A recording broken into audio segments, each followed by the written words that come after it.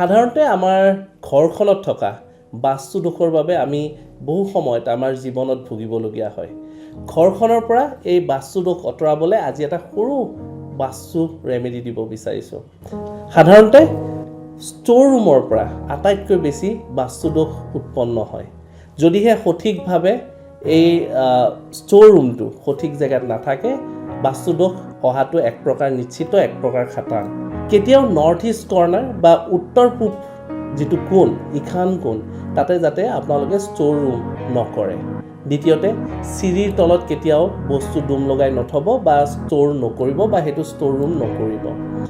মন্দিৰৰ ওচৰত আপোনালোকে গোসাঁই ঘৰৰ ওচৰত লাগি থকা ৱালখনত কেতিয়াও ষ্ট'ৰ ৰুম নকৰিব। আৰু যদিহে আপোনালোকৰ ষ্ট'ৰ ৰুমটো অন্ধকাৰময় হৈ থাকে বা আন্ধাৰ হৈ থাকে, তাতে নিশাৰ সময়ত বা দিনৰ সময়তো 0 পাৱাৰৰ লাইট এটা হ'লেও জ্বলাই ৰখাৰ চেষ্টা কৰিব আৰু সেই বাল্বটি সেউজীয়া ৰঙৰ হ'লে আটাইতকৈ উত্তম হয়। এই সৰু উপায়টিৰে আপোনালোকৰ জীৱনৰ পৰা, আপোনালোকৰ ঘৰখনৰ পৰা বাস্তু দোষ আঁতৰি থাকিব বুলি আমি আশা ৰাখিলোঁ। ধন্যবাদ।